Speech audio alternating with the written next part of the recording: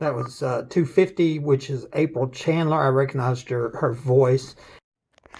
We just listened to April Chandler. I overheard her on the police scanner this morning, and so what I did was went through and I got some of the evidence that I have that has April Chandler's name on it and pictures, and I want to show you. She was one of the 11 secret police that was identified. That I paid a $2,000 reward for, that was identified in 2018, 6 years after the home invasion murder attempt. And so I'm just going to go over this here real quick with you. What happened is, after I was ambushed and shot with burglar alarms going in my attic, somebody under my home, I returned from the hospital, now crippled for life, and never worked again. I was put on disability, extreme hardship, living under the threat of death because of these killers that are rigging homes and murdering innocent people. And so anyway, I found these pictures on my security cameras when I returned from the hospital of these police. And I didn't think much about it until I ordered the police report, and I noticed that there was no police report showing police at my home. Okay.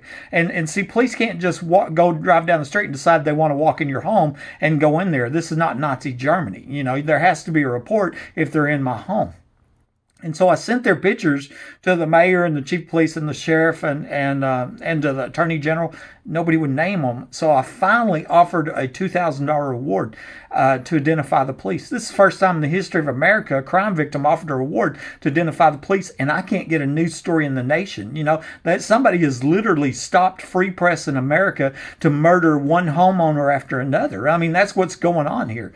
You know, and so. I nicknamed them the Secret Police. Started making videos, and they become famous worldwide. You know, I had from my security cameras, the first two were seen arriving 19 minutes after I was crawled out. And the reason I crawled out is because they cut my phone lines before they shot me. And so I crawled out and left. And these two police officers are seen arriving, but there's no police report showing who they were. They're not dispatched. You know, I didn't know who they were for 6 years. I didn't find out until 2018 that the first one to arrive at my house was a Martin County Sheriff, John Woodward. This is Midland County. Sheriff from a whole different county shows up to my house minutes after a murder attempt and wasn't dispatched, and nobody's ever explained why. And he was followed by the late Sheriff Deputy Mike Naylor that dies in the line of duty in 2014. And, you know, of course, you can't ask Naylor what he was doing because he's now dead. And he's not the only secret police that's dead, because one of the other ones inside my house was Chad Simpson, and he was alleged to murder his wife and kill himself two months after Naylor dies. So you got two secret police dead and a policeman's wife connected to the murder attempt of my life. Okay, but anyway, they get named here in 2018, 6 years later. During that 6 years was death threats, repeated break-ins of my house, and people come to me going, "I'd sell that home if I was you," because they're trying to terrorize me into selling my home, because this home is rigged, just like I said. You know, now it's believed there's an underground home in the backyard where they're having pedophile parties, it was said, and also prostitution parties for the oil show, for the 2010 oil show. And my friend Angie McGee Hurley told me about a young girl murdered at a 2010 oil show party, and that was 5 minutes from my house. I believe that's where it was in the backyard. The previous owner of my home dies the week before the 2008 oil show starts. You know, so, you know, obviously he was murdered by the same group. So anyway, here's the names. And once I got the names, then the next year in 2019, I find out there was a police report all along that they had illegally withheld from me. And there was a reason why, because it was incriminating. It was evidence against them for their part in this premeditated home invasion, capital attempted murder. And what it showed me was that 5 of these officers, Dickey, Davis, Chapwell, Angel, and Hell, were at or in my home, and they wasn't seen arriving like Woodward and Naylor were. You know, well, how can that be, buddy? Well, what happened was they came in from the now removed trap door the ex-wife had already told me about, and from where I had been ambushed and shot. It's believed that was covered up, you know, while I was in the hospital. And so, you know, there's plenty of people, you know, to arrest, to question, to ask, you know, here on this capital crime. Okay. And so that gives you the history of the Secret Police. This video is about Chandler, and she's one of the secret police. Okay, I want to show you the first police report was in November 2010. Keep in mind that's 10 years ago. Okay, last time I heard somebody in my house was today. I posted on my Facebook about it. That's because there's $1 million underground home in the backyard, and they're protecting these these murders and crimes with this lawlessness. And right here, I just, this wasn't reporting somebody in the attic, wasn't reported a tunnel, and none of that. I just come home, I recognized somebody had been in my house, called the police, reported a burglary. I was a 27-year company man, homeowner and granddad. They're already calling me a 1096 crazy, and obviously that is what they do to the crime victims to cover up the burglary, thefts, and murders for these rigged homes. They intentionally destroy the life of the innocent crime victim that's going to the police or reporting the crimes, not knowing that there's a group of corrupt police involved in the crimes. Now, keep in mind, I'm a lifelong supporter of law enforcement, and I don't believe all police are involved in breaking into homes and murdering people for profit. But obviously, we got that going on here, and with some of these police in Midland, and they need to be held accountable, and so we need the good police to arrest the bad police is what we need, right? My second call for a burglary was in January 2011, and that time I did hear somebody in the attic of my home. Now I've documented homeowners all over the place reporting people in the attic. This is widespread racketeering. No telling how many people's been murdered, they shot me and my phone line's cut. And on that call was the husband, April Chandler, because this video is about April Chandler, Michael Chandler. He was on that call. Okay, and then here I'll show you where complainant 1096. So they had already labeled me as crazy to cover up these crimes, and it's not just me, it's all the victims of all the homes where have been rigged, and that they're breaking into them to steal and to kill and all the other crimes they commit. Okay, this is the police report that I got, and I parsed out just for April Chandler, and it shows that she was dispatched at 10:49. I was seen crawling out at 10:42. So here, 7 minutes later, she's on scene at 7-Eleven. She changes location. That's a kind of important here at 11:07. Okay, and ER. Okay, she's changed location to the ER. Okay, and then on scene at 11:17. Okay, that's what it shows there, and so I want to show you that. Kind of important because she is documented, April Chandler is documented filling out this emergency detention form at the hospital. Okay, and so that was for me, and I'm the crime victim, right? I was ambushed and shot with my phone lights cut, burglar alarms on the attic, and I'm getting detention, right? But keep in mind at 11:03. Well, she didn't. It shows her leaving the 7-Eleven at 11:07 and at the hospital 11:17, but she's at the hospital at 11:03 filling this out. You see how that the math doesn't work out there? And the thing is, we're going to see in a minute that she says she climbed in my truck at the 7-Eleven, but it was Rosie Rodriguez that did that. I was there. I know for a fact April Chandler didn't crawl in my truck. Rosie Rodriguez did. And they both lied on the police reports, and Rosie said she wasn't there, and April said she climbed in my truck. And there was more of the proof, because she was at the hospital at 11:03, right? Conflicts with what it says on the police report. More importantly, look at this.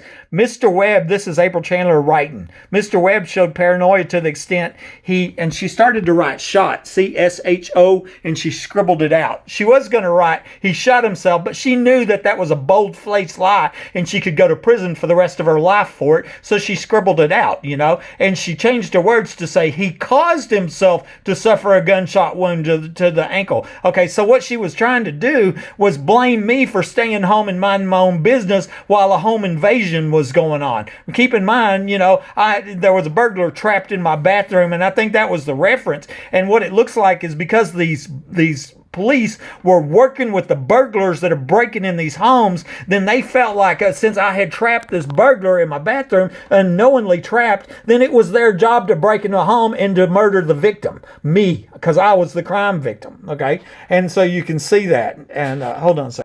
I had to stop that. I got an urgent message about a vehicle warranty, and I'm serious. I'm not kidding. So anyways, I'm back, and This is the next one.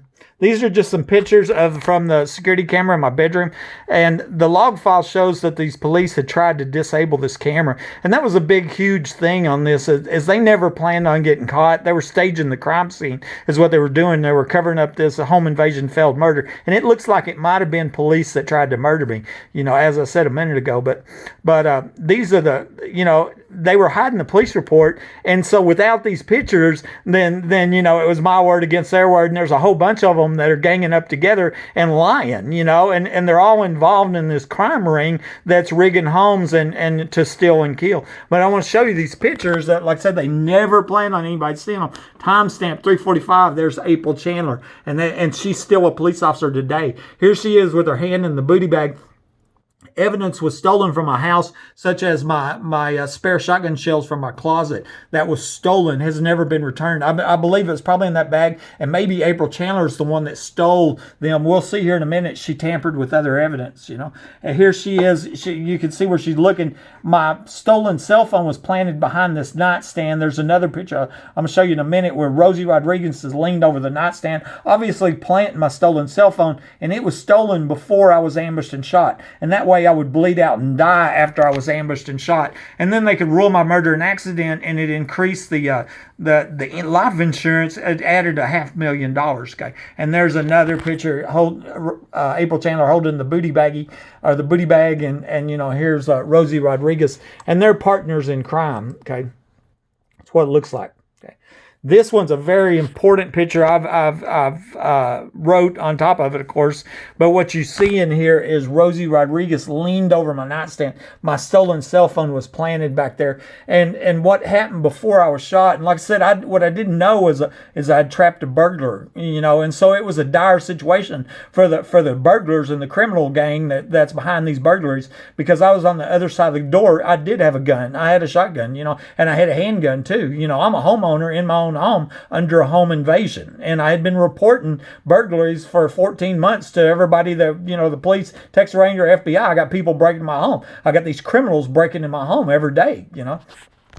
And but what I saw in the report where Rodriguez wrote, but he said his phone was not charged. But he never said that. That was an absolute lie that Rosie Rodriguez made up. And I believe the reason she made that up, she was trying to excuse making, because the truth is my cell phone was stolen, what she's planting right now behind that nightstand. And so I had the cordless phone in my pocket because I had burglar alarms going off in the attic. Okay. And so my cordless phone sat on the charger all the time. It was fully charged, but she was trying to make up an excuse, is what she did. And that was just more proof showing that Rodriguez, next to Rosie Rodriguez, April Chandler. Okay, so what had happened, when you look at the timestamps, I could tell they waited till all the other police left the room, and then they went over and they implanted my stolen cell phone behind my nightstand. Is what happened. So when I returned from the hospital, I found my cell phone had been planted behind this nightstand, which was stolen before I shot, and my home phone was back to working because my home phone lines were cut,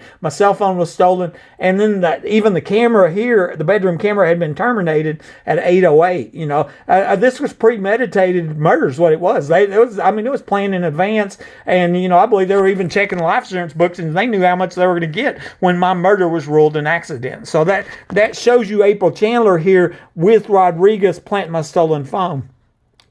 Okay.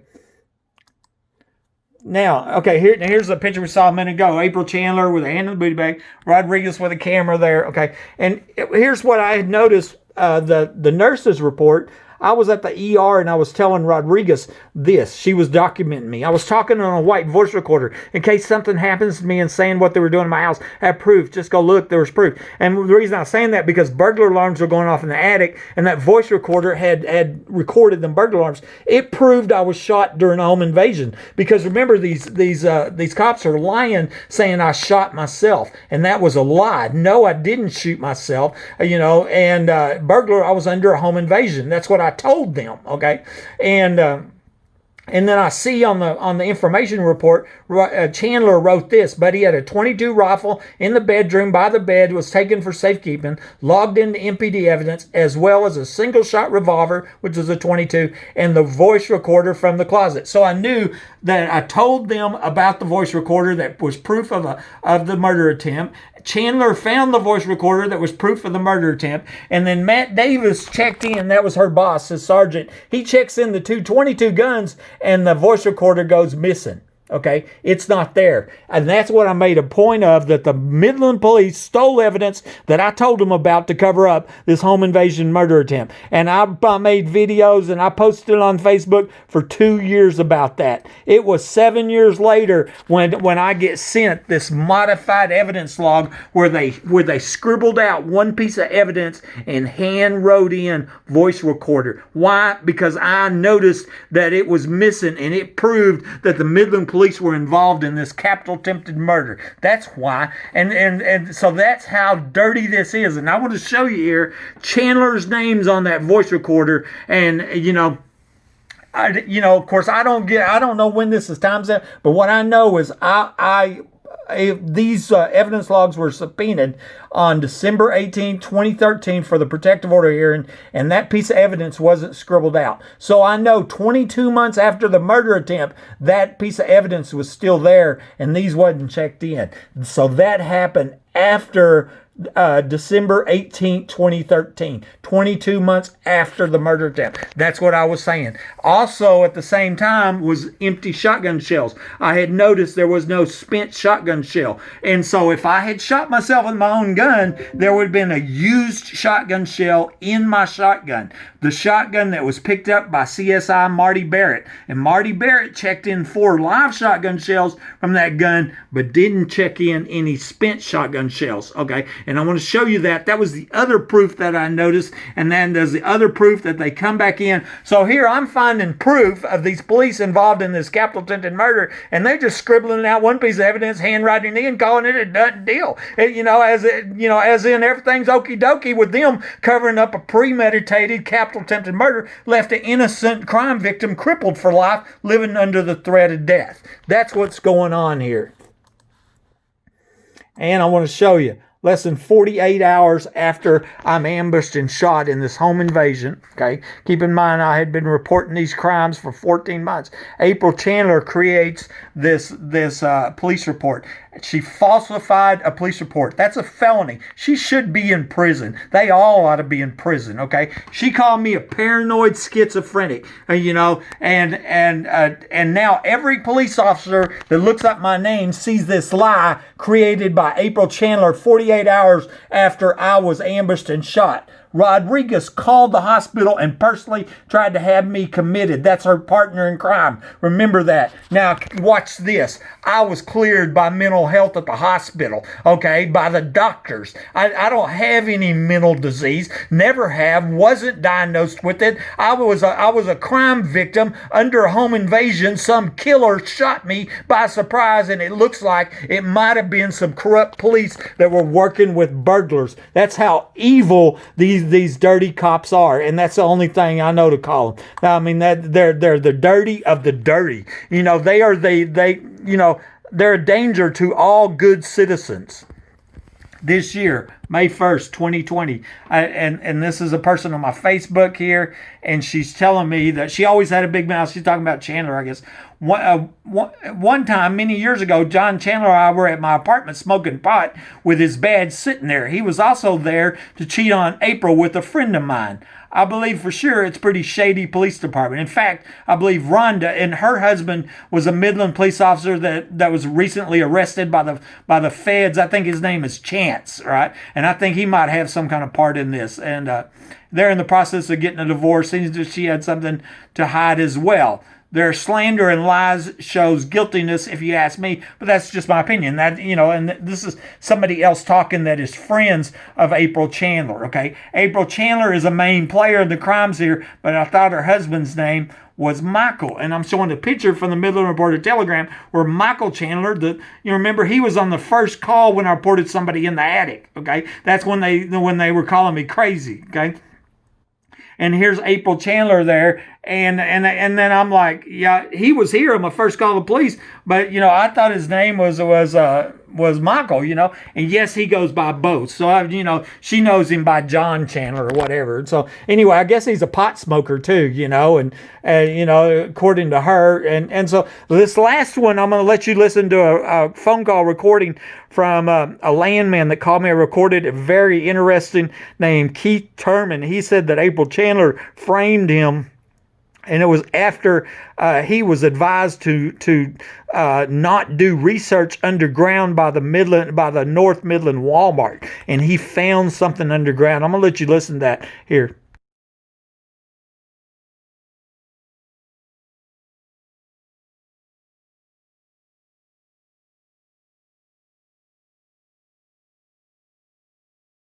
So I was arrested for aggravated assault. You were correct, but I was framed. I was arrested by a police officer named April Chandler. Okay, I'm very familiar with her, right? I've never met her before, but I was doing land work with a coworker. We got more or less an argument, and he told my identity and pretty much tried to falsify documents in my name. And so when I confronted him, he pulled a gun on me, so I left. And the next thing I know, I'm being arrested by April Chandler and Detective Williams. Williams, is that Yes, sir. it? Okay, I'm not familiar with that. Well, he's from Hobbs. Really? Because I sent to your Facebook. I don't want to make you freak you out or anything, but No. I mean, I mean, many people. I've had 2 million views on videos. And I mean, I just let you talk about April Chandler. You know my story about her, right? right. And so, while I was in jail, the county jail, I had a friend tell me that, people were emailing you with my name, Keith Turman. Right. And that's impossible if I'm in county jail. They had your password. Right. So now, I've got to figure out some way to fight this. Well, see, and the thing is law enforcement can track that, and that's why I was forwarding them emails to the chief of police, to the sheriff, to the Texas Rangers, because I wanted them to trace this guy, because I feel like they're in on it, though. Huh? I feel like they're in on it. Well, I mean, I'm the crime victim. I mean, I'm the one shot and left for dead in my home, living under a death threat. Yeah. And yeah, but and as far as April Chandler goes, I have caught her lying on police reports. She was under the secret police in my home. Police reports show she's not even here, right? Well, I hired a private PI, and he did a background check on her, and he found paperwork on her that shows that she's receiving large amounts of money. That makes lots of sense, because I felt like she's on the tape. But a local cop doesn't get the payment of like $50,000 at a time. Right. Well, I mean, there's something big going down here with the, I've always suspected human trafficking. I've had multiple people tell me there's an underground facility near this home. I believe it's connected to the death of the last homeowner, Mike Lawhon. He died 2 weeks before I moved into this home. And then, like I said, I have absolute proof, without a doubt, April Chandler lied on the police reports. I think there's one under the North Walmart, too. And that's where I was doing lock landman work there. And the minute I started trying to lease that out for drilling, for royalties, that's when all this stuff happened to me. I was told to stay away from it, and I didn't. Interesting. See, I have several landmen, I don't know if you know this, that are on my suspect list, okay? Right. And I don't know if you're familiar with that, but Tell me some names, and I'll tell you if I know them. Okay, well, let me tell you. 2 weeks before I was shot, okay, I was shot on January 28, 2012, okay? On January, but you're very strong for what you've been through, what you're doing right now. well, I give God all the praise and glory. He's my strength, but 2 weeks Yes, amen. 2 weeks before I was shot, which is January 14th, and to keep this in perspective, my first call for somebody breaking my house was 14 months before, I was shot.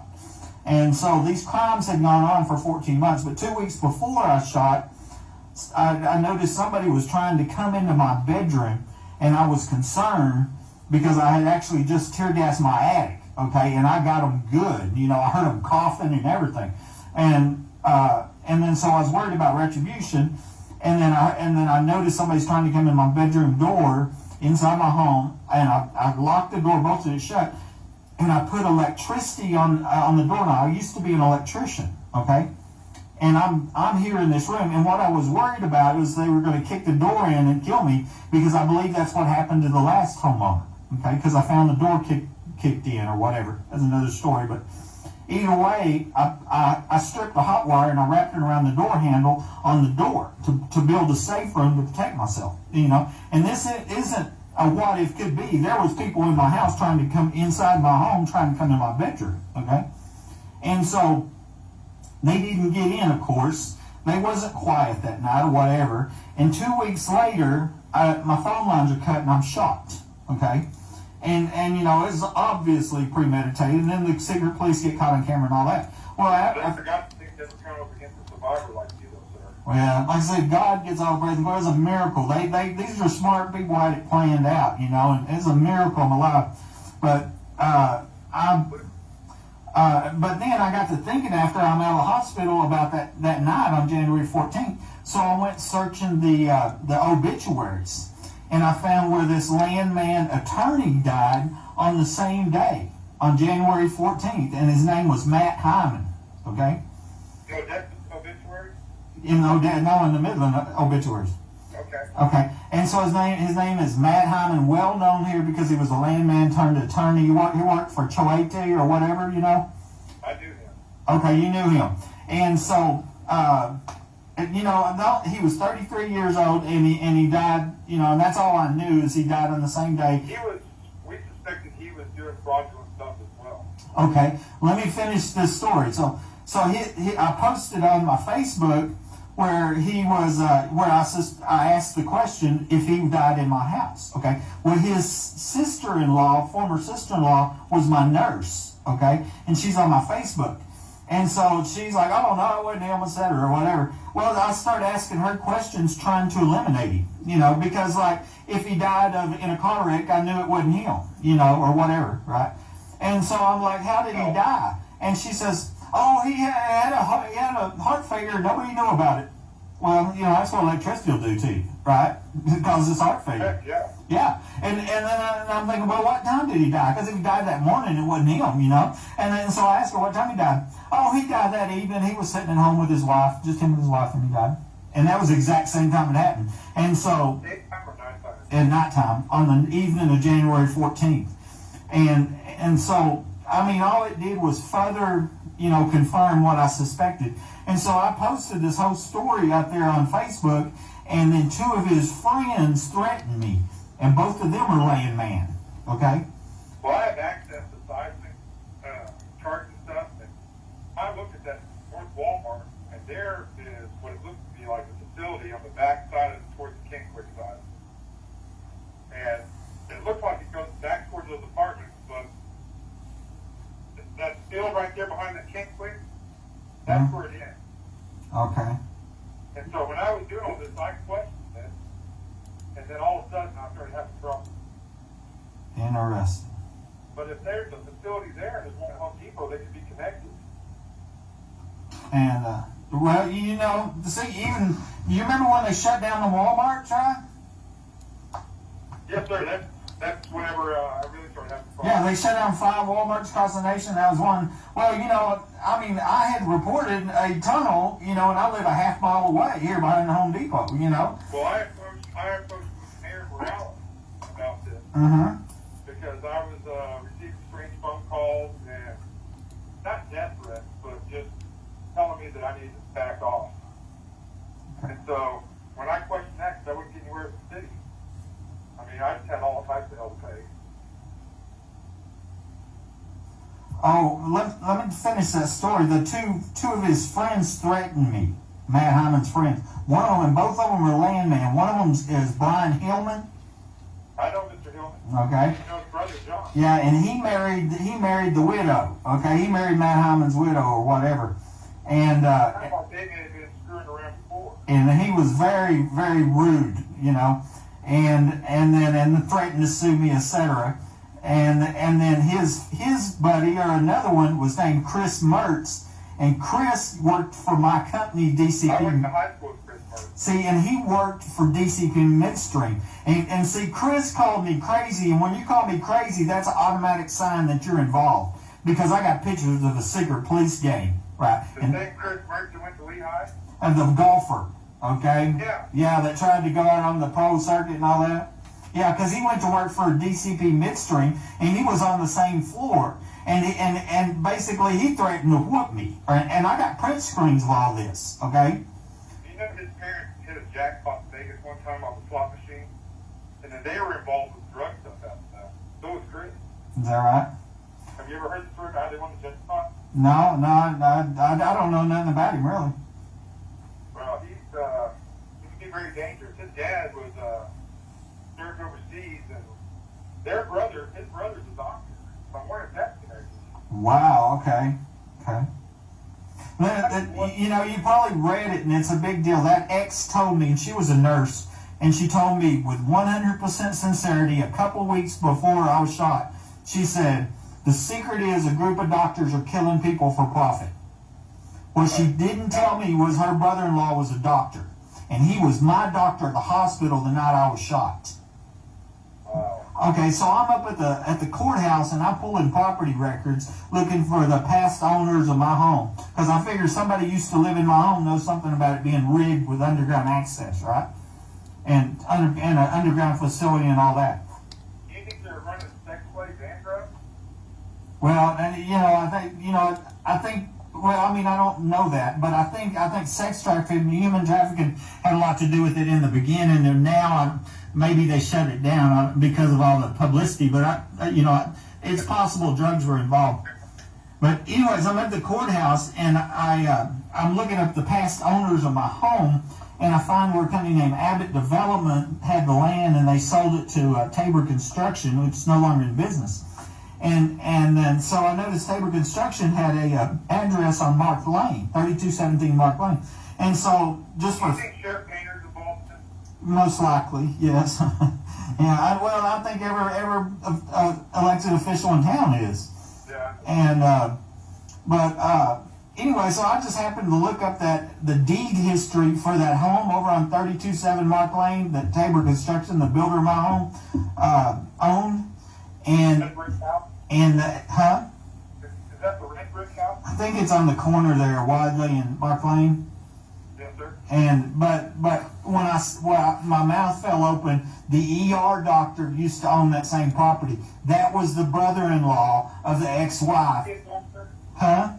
Is he an Indian doctor? No. Okay, I thought maybe Caucasian or something. Yeah, no. Well, and I don't really know, to tell you the truth. I've never. Well, maybe he is. I don't know. Okay, let me take that back. Maybe he is. You know. You know, whenever they arrested me, I would not sign paperwork to April Chandler trying to get me to sign. They held me in a restraint chair for a week straight with no food, just water. Wow. Signed paperwork. Dirty. So what I've done is I've contacted state officials. I've been in Austin the last 2 weeks with a lawyer. I've spent all my money, mortgaged my house, and I'm going to fight this. Okay. Because I'm tired of these people like you and myself being screwed over. Well, and let me tell you what. I've got the evidence on April Chandler. She should not have been a cop. She was caught lying. She was caught sneaking in my home. She was caught lying on the police report. And she's the last person to have now stolen evidence in this capital murder attempt. April Chandler is probably the one. April and or Matt Davis stole evidence to cover up the murder attempt of my life. And I have the paperwork showing that. Well, that's my livelihood is her. Yeah, and so by the time she arrested you, she shouldn't have ever been, and just recently I hired a private investigator, and within the last week or two, I got the names of all 11 Police. Okay, and you've probably seen that if you've been looking at my Facebook last few days. But amazingly, the first one to arrive at my house after I called out was Deputy Sheriff Martin County Sheriff John Woodward. And he was involved with Painter back in the day with drugs, wasn't he?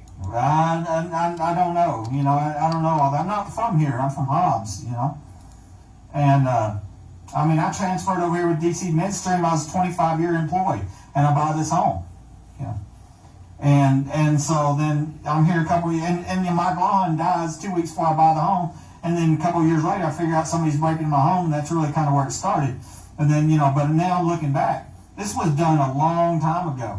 And see, here's the other thing about this is 2010, I was dating a woman that I worked in the same building as me in Claydesta, and she told me about this young girl being murdered at an old show party. Okay? Haley Dunn. Huh? No, Haley Dunn's a whole different story, okay? And I'll tell you the Haley Dunn in a minute, but she said a girl was murdered at the all show party for refusing to prostitute. And I was dating this woman at the time. I mean, when she'd get off work, we'd come to my house, and she would leave here and then go to this, wherever the party was, and it was 5 minutes away. I have reason to believe it's in the underground facility I was told that is near my home. I was told it's a half block from my home. One person said it was 4 3-bedroom homes that each costing over $1 million, 25 foot deep. Okay, I've got that recorded on a phone call. But multiple people have told me underground facility. Anyway, that's where I believe this young girl was murdered at for refusing to prostitute. So there's my other connection with Landman. Okay? Get everybody to that. Huh? And there's one more Landman. Let me throw his name out there. Okay, I met him at a park right here in my neighborhood. And then he just